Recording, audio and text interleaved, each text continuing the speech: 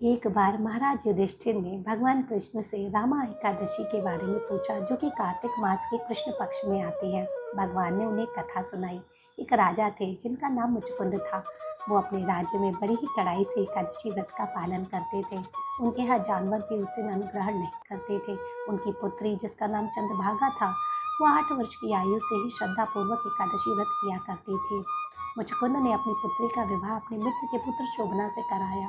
शोभना की एकादशी व्रत में इतनी श्रद्धा न थी और वो कमजोर थे।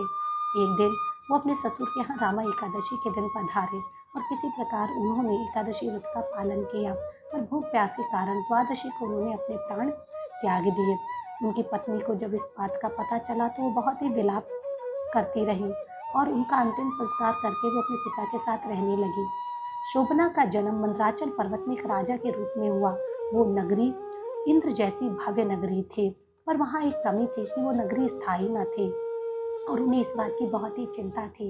एक बार एक ब्राह्मण सोम शर्मा वहाँ पहुँचते हैं और उनसे उनकी चिंता का कारण पूछते हैं, तो वो बताते हैं यहाँ सब कुछ है, पर यहाँ स्थायी नहीं है। आप कृपया मेरी पत्नी से जाकर कहिए, अगर वह अपने एकादशी के फल मुझे प्रदान करेगी तो ये नगरी स्थायी हो जाएगी। सोम शर्मा उनकी पत्नी के पास उनका संदेश लेकर गया। वो तुरंत ही अपने पति से मिलने के लिए रवाना हो गई और रास्ते में वामन आश्रम में रुकी, जिससे उन्हें दिव्य शरीर प्राप्त हुआ, जिससे वो मंदराचल पर्वत में प्रवेश कर पाए। अपने पति से मिलने के बाद उन्होंने अपने एकादशी के सारे फल अपने पति को दे दिए और सदा के लिए वहाँ खुशी खुशी रहने लगे। एकादशी व्रतों का राजा है। आप कोई व्रत करें ना करें, पर एकादशी व्रत का पालन जरूर करें। और जिन्होंने अभी तक नहीं किया है, कार्तिक मास चल रहा है, कृपया इस महीने से एकादशी व्रत की शुरुआत करें। इसमें तुलसी जी की पूजा का बहुत ही महत्वता है।